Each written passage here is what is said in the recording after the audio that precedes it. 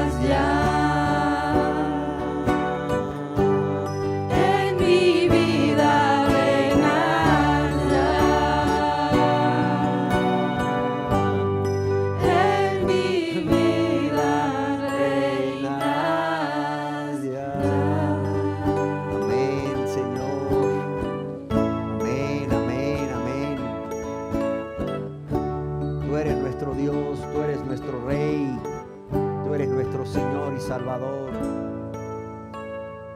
Reina sobre nuestras vidas, Señor.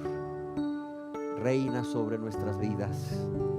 Nos rendimos delante de tu presencia para alabarte y adorarte. Nos rendimos entregándote nuestras vidas para alabarte y adorarte, para ser esos adoradores en espíritu y en verdad que tú, Señor, quieres que seamos. Aleluya.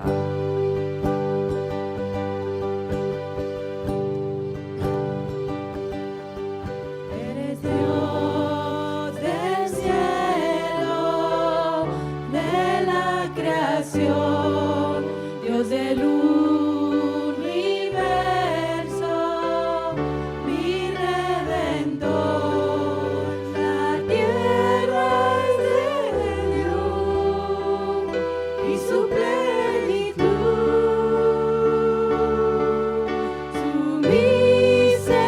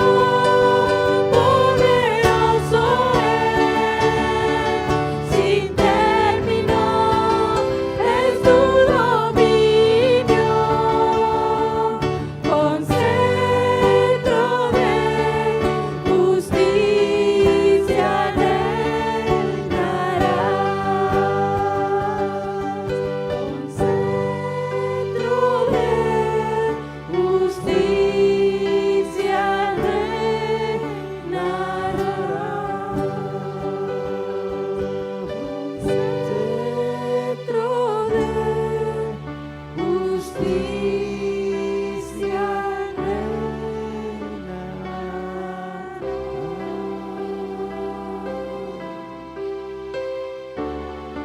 Amén.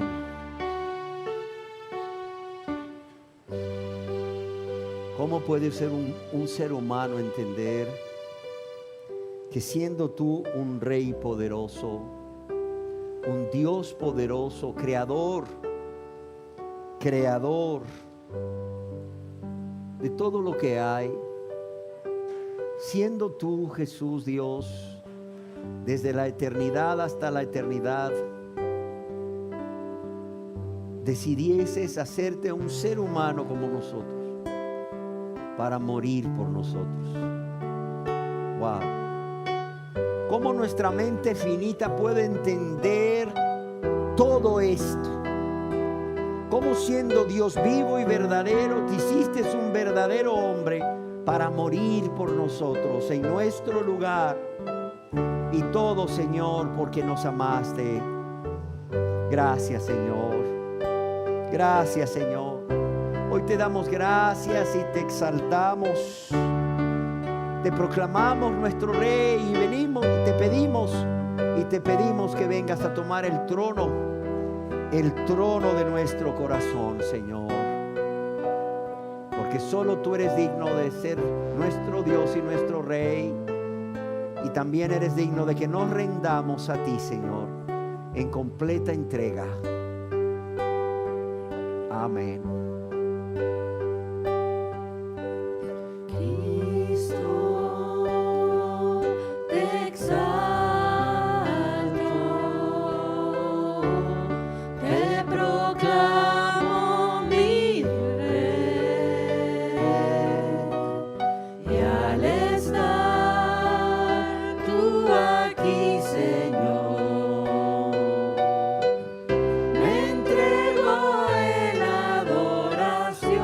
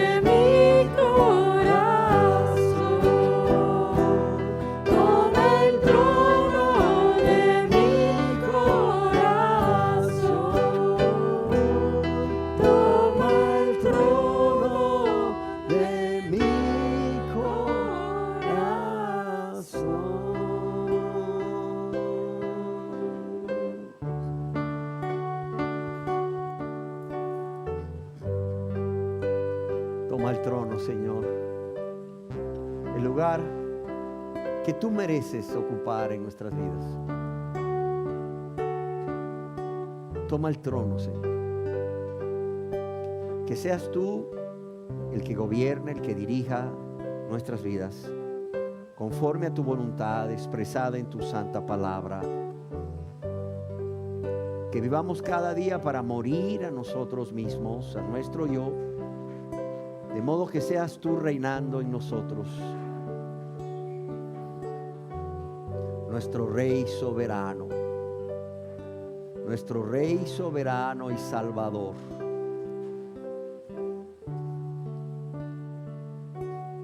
Porque nadie más merece ocupar ese lugar, Señor. Porque nadie más, ni nada, nadie ni nada merece ocupar ese lugar. El trono de nuestro corazón, solo tú, Señor. Solo tú, Señor. Que así sea, Señor. Que aún las personas en este lugar que no han quitado del trono de su corazón eso que no eres tú, oh Dios, puedan identificarlo y puedan quitarlo de ahí de una vez por todas, para que tú tengas, Señor, para que tú tengas despejado ese trono y te sientas en libertad de entrar en ese corazón, en esa vida y ocupar ese trono, Señor, para lavar y limpiar esa vida, para gobernar esa vida, Señor. Para tu honra y tu gloria te lo pedimos en el nombre precioso del Señor Jesús. Amén.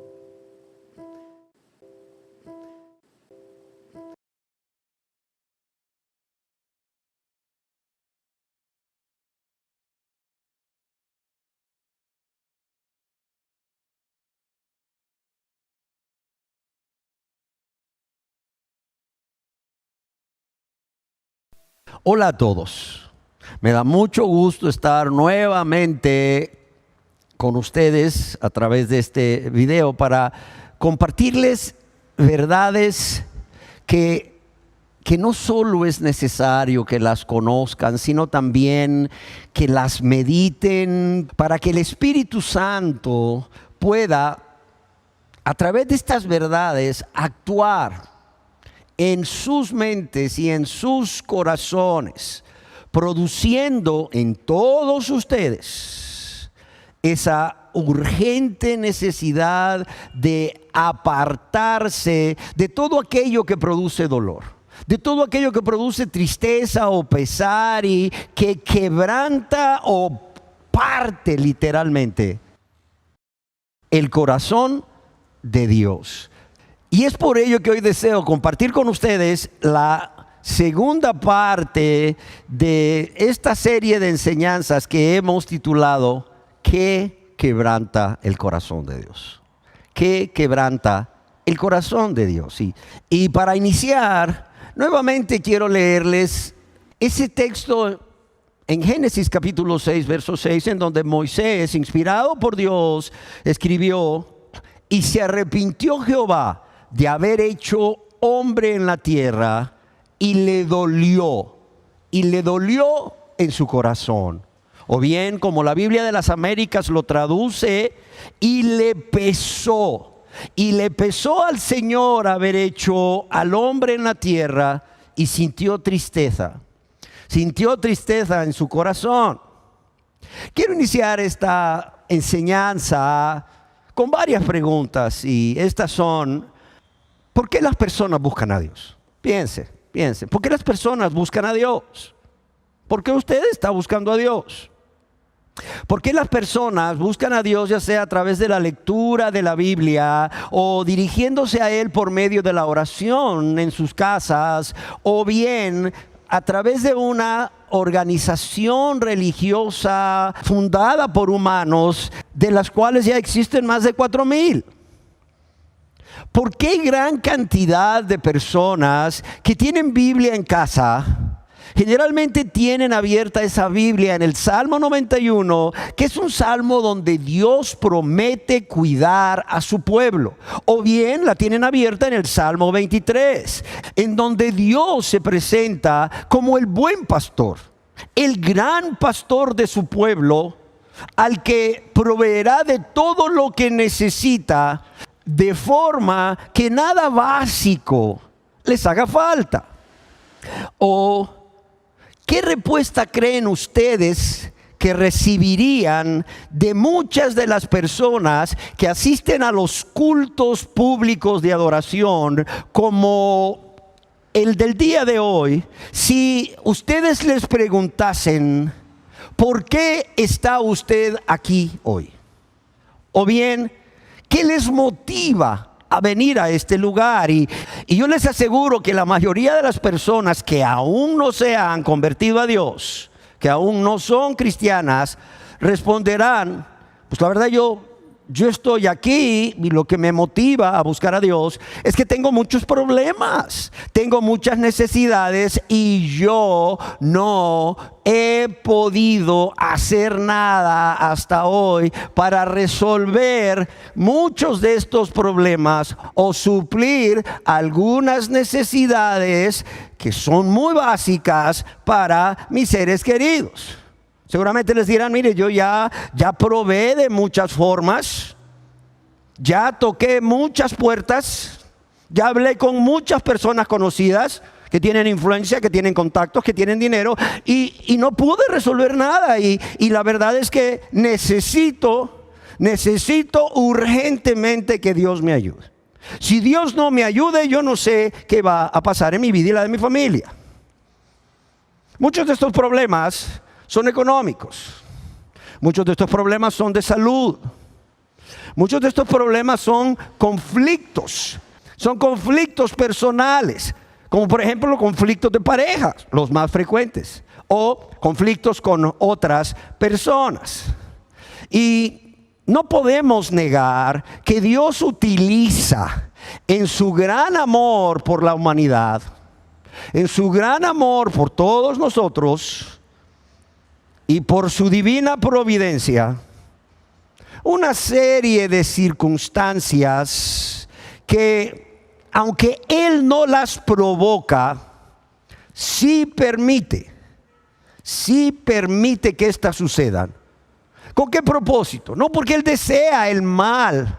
Él no puede desear el mal de nadie, porque no es malo, Él es bueno. Sino para, óigalo bien, atraer a Él a aquellas personas que son indiferentes a Dios.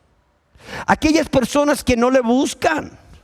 Aquellas personas que no tienen esa urgente necesidad de convertirse a Él a través de un verdadero arrepentimiento y una fe bíblica en el Señor Jesucristo como su Señor y Salvador. ¿Por qué razón? Porque estas personas creen que Dios es una opción para su vida que pueden utilizar en último momento, pero no creen que Dios, o tener una relación personal con Dios, sea su mayor necesidad. Creen que pueden vivir sin Él y hacer uso de Él cuando lo necesitan. Sin embargo, es muy común ver que las personas que están atravesando estos problemas, como los que ya mencionamos como ejemplo, solo ven las consecuencias de los pecados que otras personas cometen contra ellos, pero nunca ven las consecuencias de sus pecados para con Dios, y menos que vean las consecuencias de sus pecados para con su prójimo. Y lo voy a repetir: estas personas, la mayoría de los pecadores, de las personas que aún no se han convertido a Dios, solo ven las consecuencias que sus pecados les van a ocasionar en sus vidas, tanto consecuencias terrenales, como no hay paz, dijo Jehová, para el impío, como consecuencias eternas, muerte espiritual eterna, separación con Dios, y también las consecuencias de los pecados que otras personas cometen contra ellos, pero nunca ven las consecuencias de sus pecados para con Dios, nunca ven las consecuencias de sus pecados para con su prójimo. Es por ello que antes de continuar compartiendo con ustedes cómo las diferentes formas en que el pecado produce dolor en el corazón de Dios o quebranta el corazón de Dios, yo deseo detenerme en lo que ya hablamos la semana pasada. Yo deseo detenerme para que sigamos viendo cómo nuestros pecados, los pecados de los que aún no se han convertido a Dios, como los pecados también de los cristianos, si tristemente cayeran en pecado, producen dolor en el corazón de Dios. Ahora bien, ¿por qué la mayoría de los pecadores solo ven las consecuencias que sus pecados van a producir en sus vidas, sean estas en esta tierra o por la eternidad, o las consecuencias de los pecados de otra persona contra ellos, pero nunca ven o no ven las consecuencias de sus pecados contra Dios y su prójimo? Primeramente, porque no ven o no entienden que todo pecado es una injusticia. Óigalo bien, todo pecado es una injusticia. Es decir, no hay mentiritas piadosas, ya olvídese de eso. No hay mentiritas piadosas.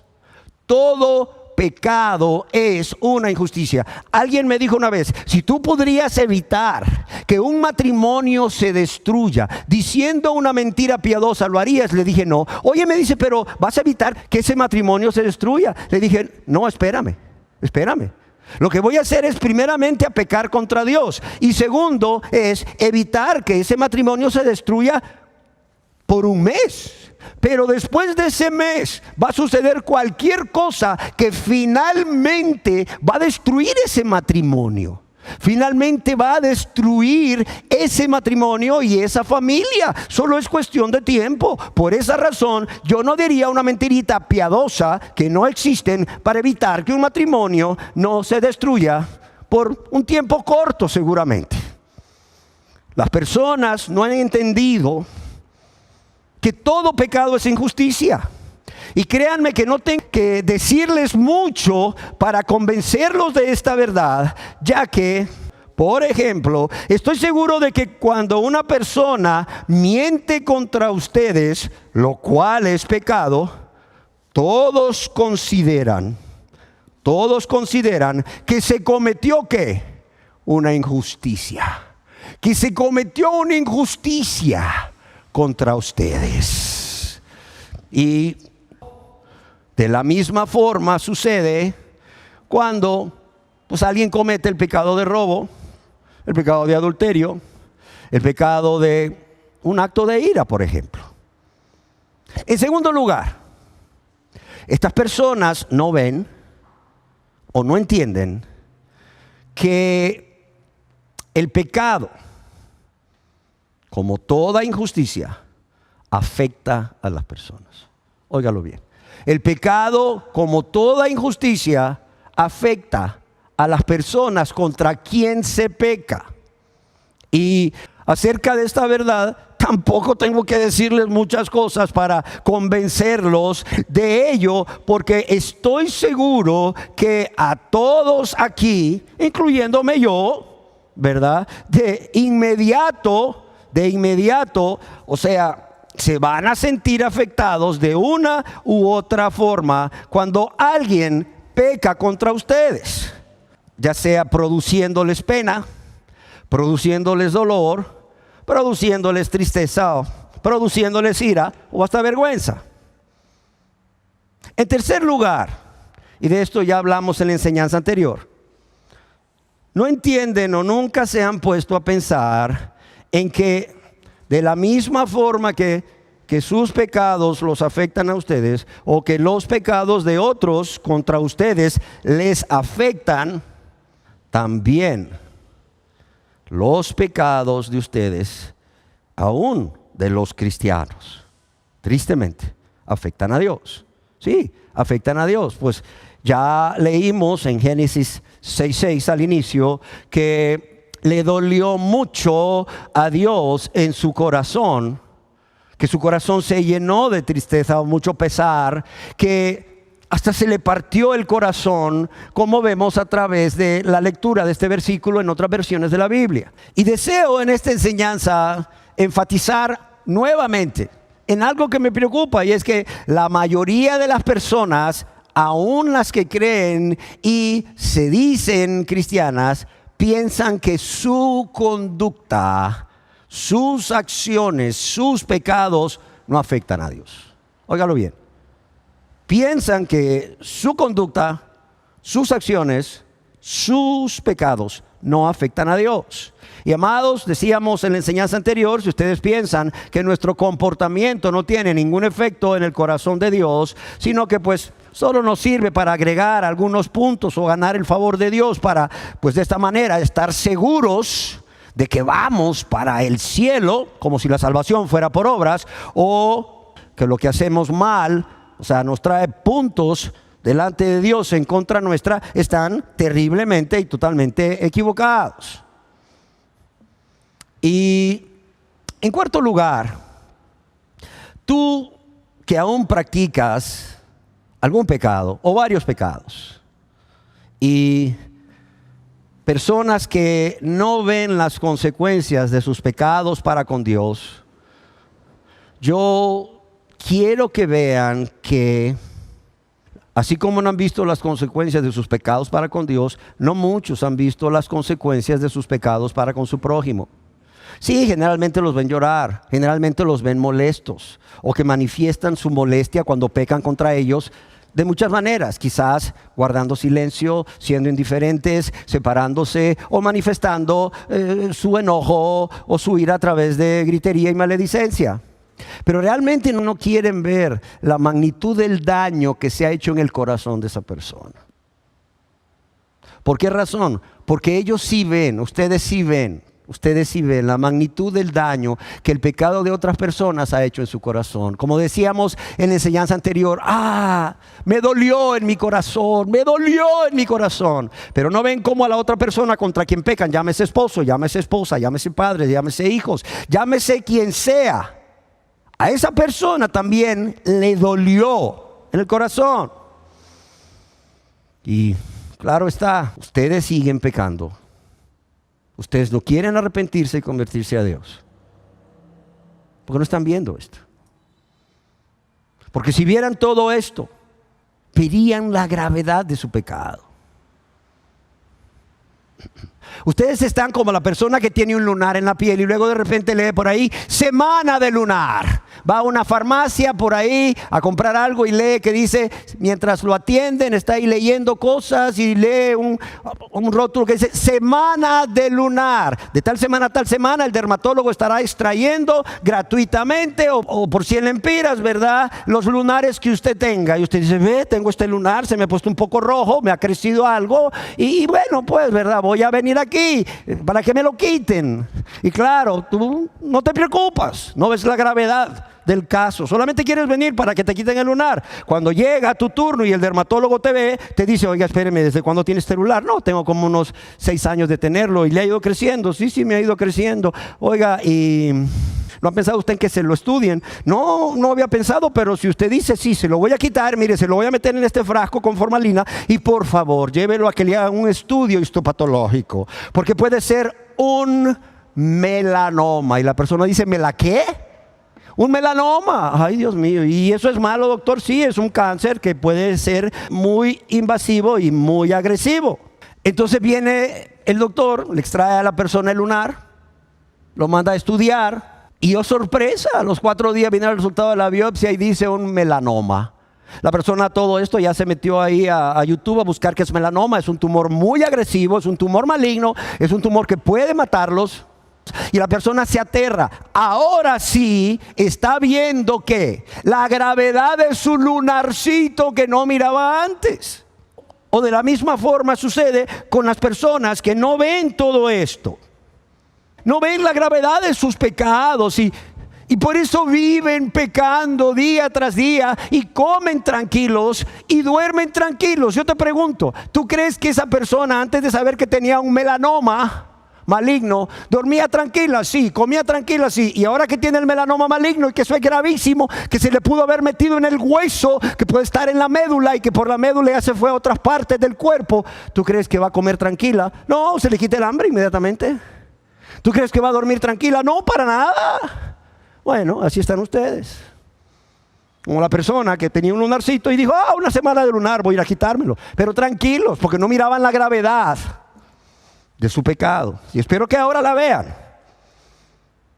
Espero que ahora la vean. Y realmente les preocupe.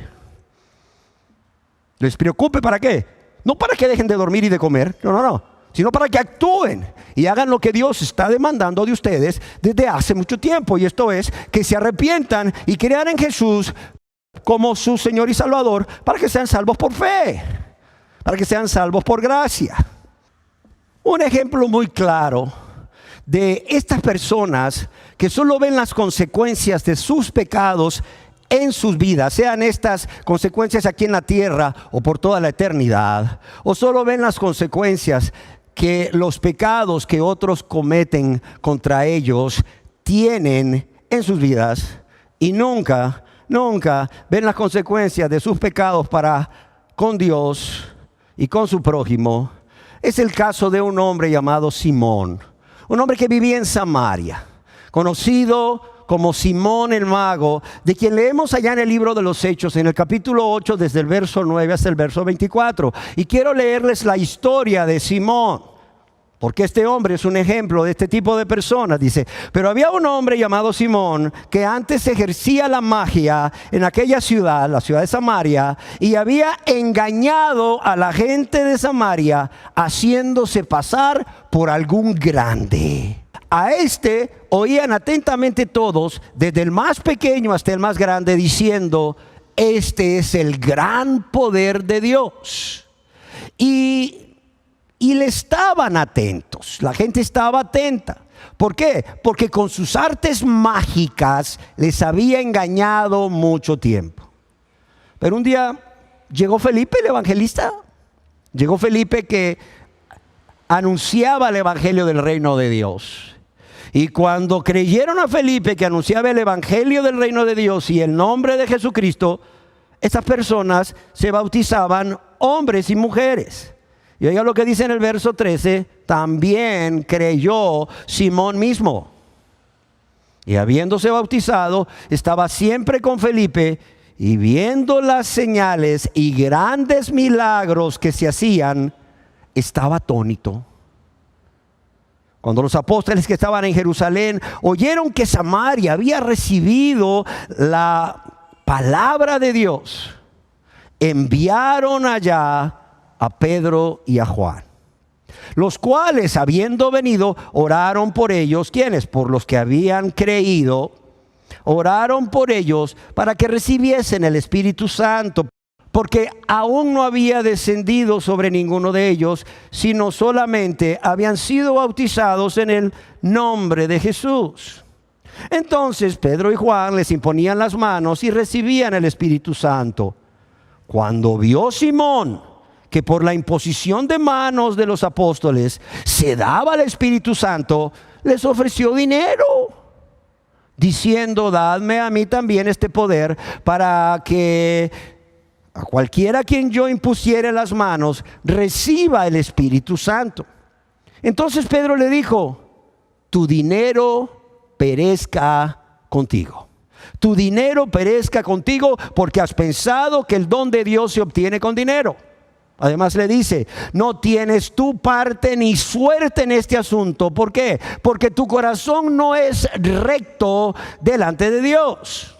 También le dice, arrepiéntete pues de esta tu maldad y ruega a Dios. Arrepiéntete y ruega a Dios, y quizás te sea perdonado el pensamiento de tu corazón, porque en hiel de amargura y en prisión de maldad veo que estás. Y oigan lo que responde Simón en el verso 24. Respondiendo Simón dijo, rogad vosotros por mí al Señor. ¿Para qué? Para que nada de esto que habéis dicho venga sobre mí. Aquí vemos que Simón no solo tuvo un falso arrepentimiento y que nunca se convirtió a Dios. ¿Por qué? Porque los que han nacido de nuevo sí tienen parte y suerte con el Espíritu Santo. Es más, son llenos del Espíritu Santo desde el mismo momento de su conversión. Y no solo son llenos del Espíritu Santo, son gobernados por el Espíritu Santo y son guiados por el Espíritu Santo. Y no están en hiel de amargura, no están en prisión de maldad, es decir, no están siendo esclavos del pecado ni de la maldad como estaba este hombre. También vemos que cuando Dios en su infinito amor y su gran misericordia le da a Simón una nueva oportunidad de ser salvo, animándolo a arrepentirse a través del apóstol Pedro, ¿qué dice Simón? Rogad vosotros por mí al Señor. O sea, ni él quería rogar, rogad vosotros por mí al Señor. Como la gente dice, ore por mí, pastor, para que yo un día me entregue al Señor. No, espérate. Ore por mí, pastor, para que mi esposo se entregue al Señor, mis hijos se entreguen al Señor. Está como Simón, discúlpeme que se lo diga, está como Simón. Orad por mí, ¿para qué? Para que nada de esto que habéis dicho me suceda o venga sobre mí. ¿Qué está haciendo Simón aquí? Lo que la mayoría de las personas que no se han convertido a Dios hacen. Solo está viendo las consecuencias que su pecado va a traer sobre su vida. Ya que cuando Pedro le dice, y tu dinero perezca contigo, lo que le está diciendo es que tu dinero se condene contigo. O sea, Simón, si tú no te arrepientes, te vas a condenar y tu dinero no te va a servir para nada, Simón. Y también le está diciendo, como otras Biblias lo traducen, tu dinero vaya contigo a la perdición. Tu dinero vaya contigo a la perdición. Y bueno, aquí vemos cómo en lugar de arrepentirse Simón al ver su pecado contra Dios primeramente, su pecado de hipocresía y de mentira contra Dios primeramente, contra Felipe con quien andaba ahí para todos lados, contra los cristianos ahí de Samaria, le ruega a Pedro que ore por él. ¿Para qué? Para que no le ocurra nada de esto, porque él sabía lo que le iba a suceder. Él sabía que Pedro era un hombre de Dios por el testimonio que Pedro estaba dando y porque, claro está, no es cualquier persona la que viene, impone las manos y se ve que viene el Espíritu Santo sobre quien impone las manos con los diferentes dones. Los diferentes dones del Espíritu Santo que se estaban manifestando ahí. Y él sabía que si Pedro le había dicho que iba a perecer, si Pedro le había dicho que se iba a perder eternamente, si Pedro le había dicho que se iba a condenar, es que se iba a condenar. Y como escribió John MacArthur, aunque no cabe duda que Simón sentía temor, se rehusaba a arrepentirse y a implorar perdón, pues solo buscaba escapar de las consecuencias de su pecado. Simón se rehusó a arrepentirse. ¿Por qué? Porque solo buscaba escapar las consecuencias de su pecado. Y esa es la razón por la cual muchos de ustedes, inclusive los que me están viendo, solo han llegado a un remordimiento y no a un arrepentimiento. ¿Por qué? Porque lo único que quieren es, quizás tocar el corazón de Dios con un poco de llanto, pero sin nada de arrepentimiento, sin nada de obras dignas de arrepentimiento.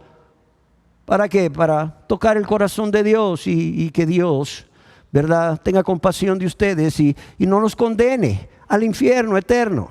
No, espérenme, cuidado. Ahora yo quiero que veamos ejemplos de personas que están conscientes que cuando pecan es contra Dios, en primer lugar, contra quien han pecado. Óigalo bien. Ahora quiero que veamos ejemplos de personas que están conscientes que cuando pecan es contra Dios, contra quien pecan en primer lugar. Y esta convicción de que han pecado contra Dios es tal, es decir, es tan fuerte que produce en ellos un quebranto en sus corazones, que los lleva a que de inmediato se arrepientan para con Dios de todos sus pecados y supliquen perdón a Dios. Uno de ellos es el rey David, quien en el Salmo capítulo 51, versos 3 y 4, escribió con respecto de sí mismo: porque yo reconozco mis rebeliones y mi pecado está siempre delante de mí. Contra ti solo he pecado y he hecho lo malo delante de tus ojos. Yo pregunto, ¿había David pecado contra Urías Eteo, planeando y ordenando su muerte a través de sus enemigos? Sí, sí lo hizo. ¿Había David pecado contra Betsabé, la esposa de Urías Eteo, siendo el autor intelectual del asesinato de su esposo, además de llevarla a cometer adulterio? Sí, sí lo hizo. Ahora, ¿estaba David consciente de que había hecho todo esto? Sí, sí estaba consciente. Tú te preguntarás, ¿cómo lo sabes? Porque él mismo da testimonio de esto. O él mismo da testimonio de que sí estaba consciente de su pecado contra Urías y contra Betsabé, cuando exclamó y escribió en el Salmo 51:3: mi pecado está siempre delante de mí.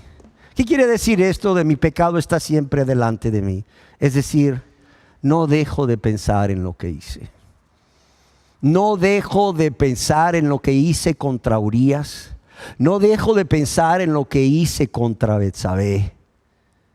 Pero sobre todo no puedo evitar pensar continuamente que he pecado contra Dios. O sea, ¿cómo pude haber hecho eso?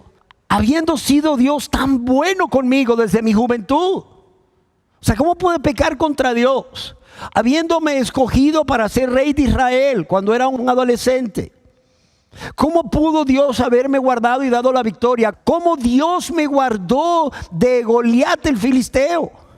O sea, ¿cómo Dios me guardó cuando yo iba a la guerra? ¿Cómo Dios me guardó de Saúl cuando quería asesinarme? Y yo, ¿cómo le pagué? ¿Cómo le pagué? Eso es lo que había también, y sobre todo en la mente de David. Mi pecado está siempre delante de mí. Es decir, no dejaba de pensar en él.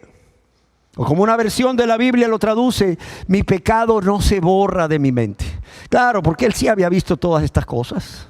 Sobre todo había visto cómo había pecado primero contra Dios, pero también cómo había pecado contra su prójimo.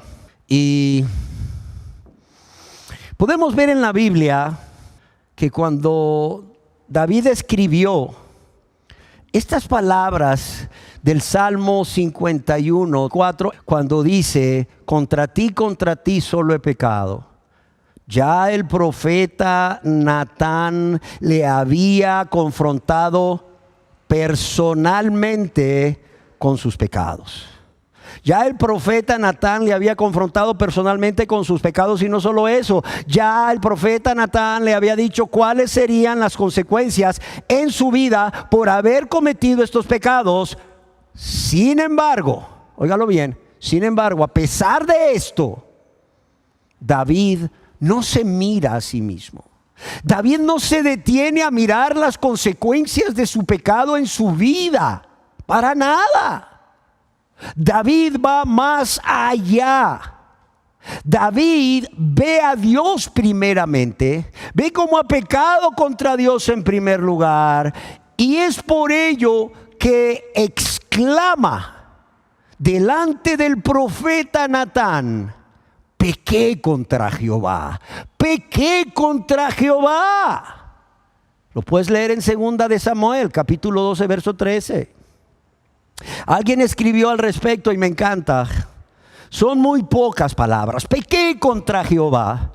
Son muy pocas las palabras, pero esa es una buena señal de un espíritu totalmente quebrantado. No hay excusas. Aquí no ves excusas. Nada que esconder. Nada más que encubrir. O sea, David no se justifica por su pecado. Esta persona escribe: David no busca la forma de escapar de las consecuencias de ni se dan pretextos.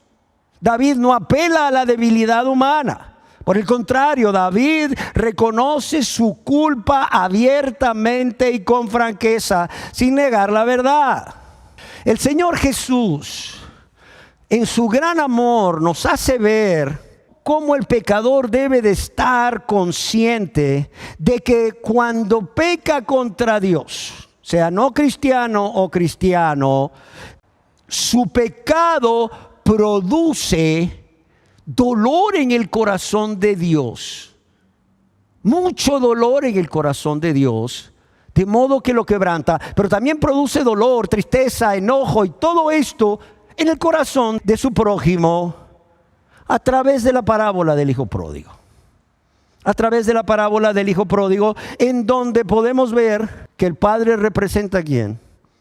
O sea, el padre del hijo pródigo representa a Dios. Y el hijo pródigo representa al pecador. Al pecador, por cierto, que se ha arrepentido y viene a Dios para perdón. Y podemos ver en esta parábola cómo primeramente el hijo pródigo tiene que volver en sí.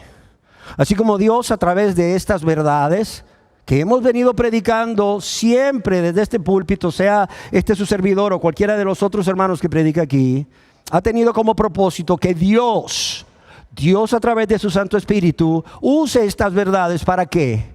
Para hacerte volver en sí, para que recapacites y entiendas lo grave que es esto que has estado cometiendo. Al continuar viviendo una vida de pecado contra Dios, al resistirte a convertirte a Él, pecando contra Él y tu prójimo. Y sabemos que el hijo pródigo estaba convencido, porque ya Dios le había hecho volver en sí, de que había pecado contra Dios y su prójimo, porque él dice: volveré a casa de mi padre y le diré: Padre, he pecado contra el cielo y contra ti. Pero no solo lo dice, el Evangelio de Lucas capítulo 15 verso 20-21 dice: y levantándose el hijo pródigo, después de volver en sí, después de entender todo esto, después de ver esto que no había visto antes, como Dios espera que tú ahora lo veas, porque no lo habías visto antes, y si lo habías visto no te importaba, que es peor. Dice: y después de volver en sí este hombre, levantándose vino a su padre, y cuando aún estaba lejos, lo vio su padre. Y qué precioso, fue movido a misericordia y corrió y se echó sobre su cuello, sobre el cuello de su hijo, que venía maloliente, sucio, y le besó. Y el hijo le dijo: Padre, he pecado contra el cielo y contra ti. Padre, he pecado contra el cielo y contra ti. Padre, ya no soy digno de ser llamado hijo tuyo. Ya no soy digno. Y cuando este hombre le está diciendo al padre: Padre, he pecado contra el cielo, esto significa: Padre, he pecado contra Dios. Padre, entiéndelo, he pecado contra Dios.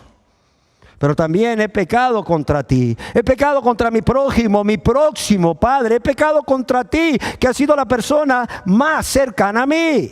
Y el ver cómo cuando se peca contra Dios en primer lugar, pero también contra su prójimo, no solo hacía entender a este joven que su pecado había sido grave, sino que había quebrantado el corazón de Dios.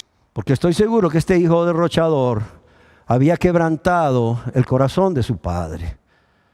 Había quebrantado el corazón de su padre con su actitud egoísta y malvada. Y no olvidemos que en esta parábola el padre representa ¿a quién? A Dios.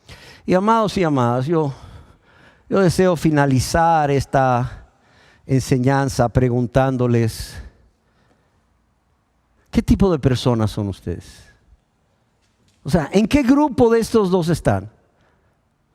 ¿En el grupo de los que siempre solo ven las consecuencias de los pecados que ustedes cometen en sus vidas, sean estas terrenales o temporales o eternas? Las tienen tan presentes como si fuera ayer. Las consecuencias de los pecados que otros han cometido contra ustedes, pero nunca ven, nunca piensan, nunca se detienen a meditar o se han detenido a meditar en las consecuencias que sus pecados han cometido contra Dios y su prójimo. ¿Primer grupo o son del segundo grupo? Los que dicen contra ti solo he pecado. Contra ti, oh Dios, solo he pecado y he hecho lo malo delante de tus ojos. Padre, he pecado contra el cielo, contra Dios y contra ti. Los que ven a Dios en primer lugar. Y eso les quebranta. Y luego cuando ven que han pecado contra su prójimo, eso termina de terminar la cosa. Les quebranta completamente el corazón. ¿De cuál grupo son? Yo quiero que por favor sean honestos con ustedes. ¿Por qué? Porque a mí me pueden engañar. Ustedes han estado engañados o se pueden engañar después de escuchar estas verdades. Pero a Dios, no, Él no puede ser burlado. No os engañéis. Dios no puede ser burlado. Amén. Yo quiero decirles que seguramente ustedes que aún no se convierten a Dios, o algún cristiano que por ahí esté viendo esta enseñanza, que realmente ha pecado contra Dios, fue salva, pero ha pecado contra Dios y ha dejado a Dios, le ha dado la espalda a Dios, ha contristado el Espíritu Santo en su vida y está abrazando su pecado. Yo quiero decirle que seguramente usted está consciente de que es pecador, de que es pecadora. También estoy seguro que están conscientes de los muchos pecados que han cometido contra Dios y su prójimo. Y seguramente si yo les pidiese hoy, que no lo voy a hacer, pero si les pidiese que hagan una lista de los pecados que recuerdan que han cometido contra Dios y su prójimo desde, no lo sé, los 11, 12 años de edad, en que quizás Dios los hace responsables moralmente delante de Él hasta el día de hoy, lo harían, sí, se tomarían bastante tiempo, sí, pastor, pero lo harían. Seguramente ustedes están muy conscientes de las consecuencias que sus pecados han traído a sus vidas, porque han llorado y se han lamentado a causa de ello. Pero también, al igual que Simón el mago, se han llenado de temor. Se han llenado de temor por esas consecuencias terrenales que ya han venido y por las consecuencias eternas que pueden venir en cualquier momento si ustedes se mueren ahorita o saliendo de aquí o mañana, no lo sé. Seguramente también estás muy consciente de cómo por tus pecados vas a ser condenado justamente por Dios a un lugar de tormento. Un lugar de tormento que está ardiendo con fuego y azufre, o el infierno, como le quieras llamar, por toda una eternidad. Pero yo quiero preguntarte, ¿cuán consciente has estado? Quizás no cuán consciente estás, porque seguramente que después de todo lo que has escuchado, ya empiezas a estar consciente. Y en la medida que medites a lo largo de la semana en esto que has escuchado, que te ruego que hagas, más consciente vas a estar. Aquí la pregunta es, ¿cuán consciente estabas? ¿Cuán consciente estabas de que cuando tú has pecado, has ofendido a Dios? Has provocado dolor en el corazón de Dios, de modo que el corazón de Dios se quebranta en 1000 pedazos. Así como cuánta tristeza has provocado, no solo en el corazón de Dios, sino en el corazón de tu prójimo, de tu esposa, de tu esposo, de tus hijos, de tus padres, de tu vecino, la gente que labora contigo allá en el lugar donde trabajas, la gente con la que te relacionas. ¿Cuán consciente has estado de que tu pecado los ha lastimado a ellos también? Y les ha dolido en el corazón. ¿Cuán consciente has estado? Sé honesto, sé honesta. Yo te voy a ser sincero. Si aún no te has convertido a Dios, yo estoy seguro que no has estado consciente. Permíteme ayudarte. Si tú no te has convertido a Dios, yo estoy seguro que tú no has estado consciente. Y peor aún, si lo estabas, no te importó. Si lo estabas, no te importó. Pues solo falta que veas tu vida desde los 11 o 12 años de edad hasta hoy para darte cuenta de que la razón por la cual no te has convertido a Dios y has vivido una vida de maldad, de práctica de pecado, de rebeldía contra Dios, es por esto. O porque no estabas consciente de la gravedad de tus pecados, porque contra quien primeramente pecas es contra Dios y después contra tu prójimo. O lo sabías y no te importó. O no te importó. Y es por esta razón que siempre has vivido pensando en hacer lo malo. Siempre tus pensamientos han sido de continuo al mal. Y esto le ha dolido a Dios en su corazón. Y yo quiero dejar otra idea también en ustedes. ¿Sabías tú que Satanás no puede hacer nada contra Dios? Él no puede hacer nada contra Dios. Pero él puede usar a alguien. Él puede usar a alguien para provocar dolor, un profundo dolor, mucha tristeza, mucho pesar en el corazón de Dios, al grado que le partió el corazón o le quebranta el corazón. ¿Sabías eso? Tú dirás, ¿cómo así? ¿Es esto posible? Sí, ya Satanás lo hizo. ¿Cuándo lo hizo? Cuando utilizó a las personas que vivían en esta tierra antes del diluvio, como ya leímos en Génesis capítulo 6, verso 5. ¿Qué sucedió en el corazón de Dios cuando vio que la maldad de los hombres era mucha en la tierra? Dice, y le dolió en su corazón, ya lo hizo. Ya Satanás utilizó a esta persona para provocar dolor en el corazón de Dios.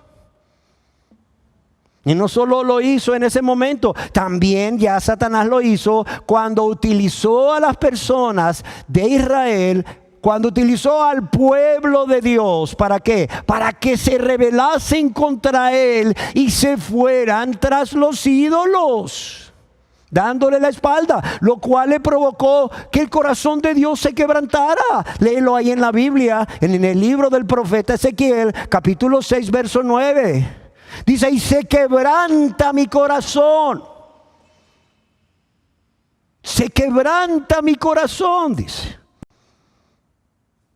Así de sencillo. Y así vemos cómo Satanás no puede hacer nada directamente contra Dios, pero indirectamente sí. Indirectamente sí. Ahora yo quiero preguntarles, en el pasado Satanás usó a los habitantes de la tierra antes del diluvio. Después utilizó al pueblo de Israel, al pueblo de Dios. Ahora, en este tiempo, ¿a quiénes está utilizando Satanás como el instrumento efectivo para provocar dolor en el corazón de Dios? Y mucho dolor y tristeza. ¿A quién? Seguramente no te va a agradar la respuesta, pero me siento obligado a decírtelo, querida persona, que no te has convertido a Dios, o tú, cristiano, que le has dado la espalda a Dios, amando más el pecado y el mundo, en lugar de ¿qué? En lugar de volver al Padre con un corazón contrito y humillado, como lo hizo el hijo pródigo. Tú eres ese elemento, ese instrumento tan efectivo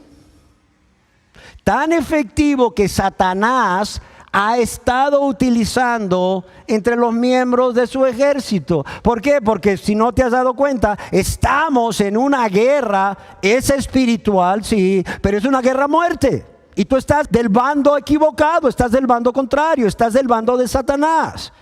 Y has sido un soldado fiel, y no solo un soldado fiel, muy efectivo, a quien Satanás ha estado utilizando por años, no lo sé, 10, 15, 20, 30 años. ¿Para qué? Para provocar dolor en el corazón de Dios. Wow. Yo quiero preguntarte, ¿cuán consciente estás no solo del dolor que has estado provocando a Dios en su corazón, sino cuán consciente has estado de que todos estos años Satanás te ha estado usando? Sí, Satanás te ha estado usando como un hijo de quien está muy orgulloso, o como un soldado muy efectivo, a quienes ustedes deciden voluntariamente obedecerle de inmediato. ¿Para qué?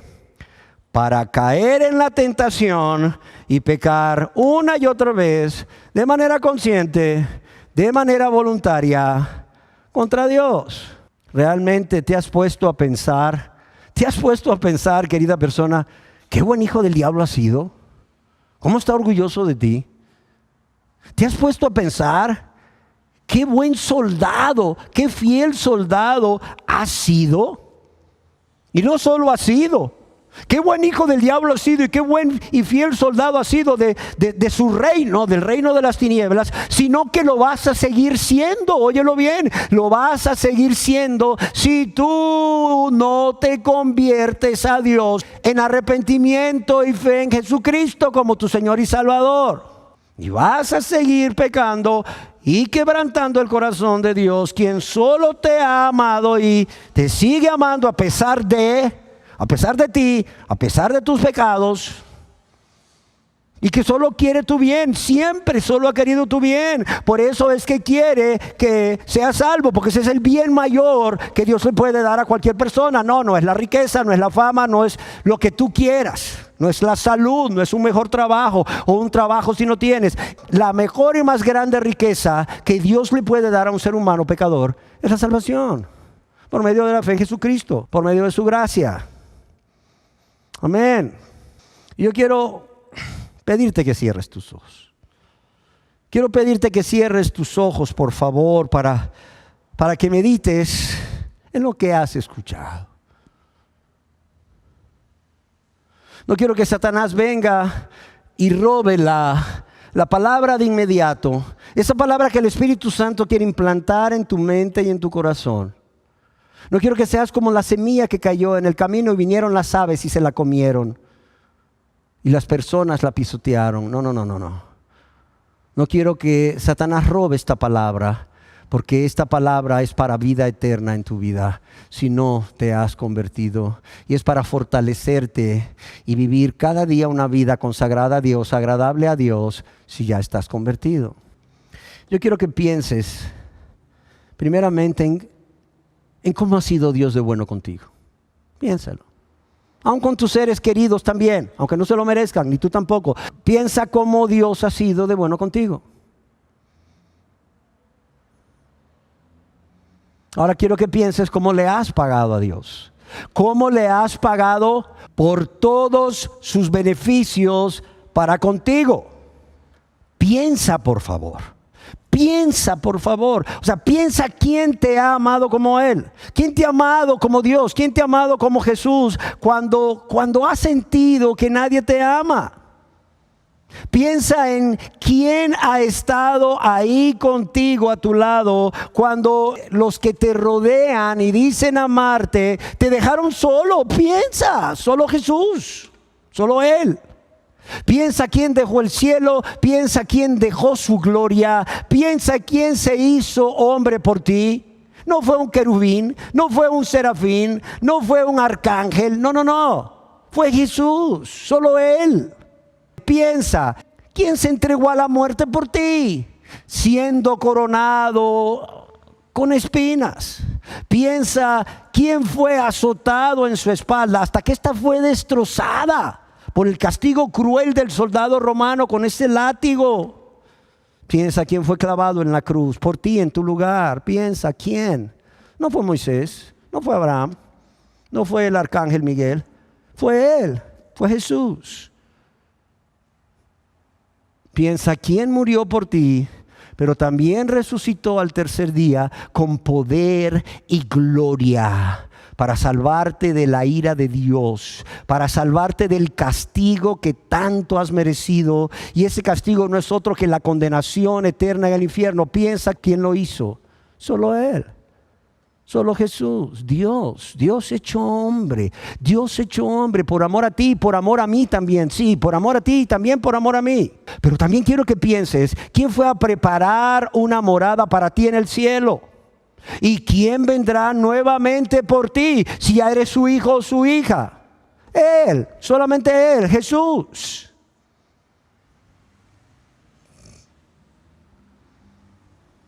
Ahora, si no eres cristiano, yo quiero que medites cómo le has pagado.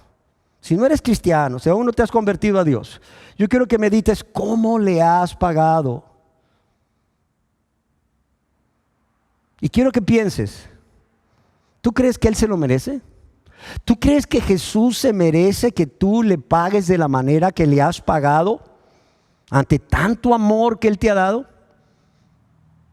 ¿Tú crees que es justo? ¿Tú crees que es correcto lo que tú le has hecho a Él? A pesar del gran amor y su grande misericordia por ti. ¿Tú crees que es correcto? ¿Que es justo? ¿Que Él se lo merece? Y si ya eres convertido, si ya eres cristiano, yo quiero que cuando Satanás te venga a tentar, cuando Satanás te venga a tentar, que pues ya lo ha hecho y lo va a seguir haciendo, piensa en cómo nadie te ha amado como Dios. Pero también yo quiero que pienses cómo Jesús, siendo Dios, dejó el cielo, dejó la gloria y la honra por amor a ti, y se hizo un ser humano como tú y como yo. ¿Para qué? Para poder morir por nosotros, por causa de nuestros pecados, por causa de recibir el castigo que tú y yo merecíamos recibir por haber pecado una y otra vez contra Dios y contra nuestro prójimo.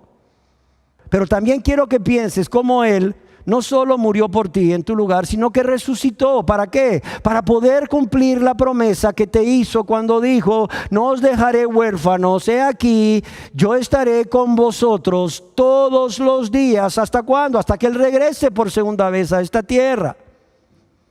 Oye, si Él no te dejó solo, no te dejó sola cuando no era su hijo o su hija, ¿tú crees que ahora te va a dejar solo? Ahora que eres su hijo o su hija, te va a dejar solo, especialmente cuando estás en un tiempo de prueba o un tiempo de tentación. No, claro que no. Piensa que no lo va a hacer. ¿Sabes para qué quiero que pienses esto? Para que veas a Dios, tu Padre, para que veas a Cristo, tu Salvador, tu Señor, tan llenos de amor, más preciosos, más deseables y más atractivo que cualquier deleite temporal que Satanás te pueda ofrecer para tentarte y para que peques contra Dios. También, hermano o hermana, quiero que pienses en cómo ya en otras ocasiones en que has sido tentado o tentada, has corrido a Cristo y has clamado a Él y Él te ha socorrido. Piénsalo. Como durante la prueba o la tentación has corrido a Él y has clamado por fortaleza, por dominio propio, por paciencia, por amor, por lo que necesites. Y Él te ha ayudado, Él te ha socorrido. No ha dejado que seas tentado más de lo que puedas soportar. Al contrario, te ha dado la salida. Piensa en esto, para que cuando el diablo te venga a tentar de nuevo, tú puedas salir victorioso. Tú puedas salir victoriosa. Y puedas glorificar a Dios en medio de tu prueba o en medio de la tentación. Y no provoques dolor en el corazón de Dios. Amado hermano y hermana, wow, ¿tú crees que no es suficiente que ya las personas que no se han convertido a Dios provoquen semejante dolor en el corazón de Dios como para que tú vengas y también peques contra Él? ¿No crees que es suficiente dolor el que Él ya ha soportado y sigue soportando de una generación perversa a la cual tú y yo pertenecíamos, y Él nos rescató de ahí como para seguir añadiendo dolor a su dolor, pecando nosotros también? No. Piénsalo, amado y amada. Piénsalo y glorifiquemos a Dios. Y demostremos a este mundo que se puede vivir una vida agradable a Dios, una vida cristiana, sin la práctica de pecado, porque tenemos un Dios fiel, tenemos un Dios todopoderoso que es el que está más deseoso que nosotros perseveremos en su voluntad, agradándole a Él y no lastimándole, no provocando dolor en su corazón. Amén. Oremos. Dios de misericordia, ciertamente cuán bueno eres tú, Señor, en enseñarnos estas verdades a todos, a no cristianos primeramente, pero también a cristianos que no las han entendido en su plenitud. Gracias, Señor, porque yo sé que el fin de todo esto es que los no convertidos se conviertan a ti al ver la gravedad de las consecuencias de sus pecados contra ti primeramente y contra su prójimo, más que ver las consecuencias de sus pecados o los pecados que han cometido contra ellos, porque tú no quieres que ninguno perezca, sino que todos procedan al arrepentimiento. Yo quiero pedirte, oh Dios, que tu Espíritu Santo siga, Señor, siga tratando con las personas que aún no se han convertido a Dios, para que esta verdad siga produciendo en ellos esa convicción de cómo sus pecados han ofendido a Dios primeramente y a su prójimo, y puedan decir como David, con un corazón quebrantado: contra ti, oh Dios, contra ti solo he pecado y he hecho lo malo delante de tus ojos. O puedan decir como aquel hijo pródigo: Padre, he pecado contra el cielo, he pecado contra Dios y contra ti, que eres mi prójimo. Padre, no merezco ser llamado hijo tuyo, pero en tu gracia o por tu gracia, por tu gran amor, yo te pido, yo te suplico que escuches la confesión de mis pecados, que mires el anhelo de mi corazón de ya no pecar más contra ti, y que tengas a bien perdonarme. Y que tengas a bien perdonarme de todos mis pecados. Porque eso es lo que Dios desea que hagas en este mismo momento o en cualquier momento a lo largo de esta semana, mientras estás en tu casa o donde estés, para que seas salvo, para que seas salva y ya no provoques más dolor en el corazón de Dios. Padre, yo te lo pido, haz esta obra que solo tu Espíritu Santo puede hacer en la mente y el corazón de cada persona aún no convertida. En el nombre de Cristo Jesús. Amén. Amén.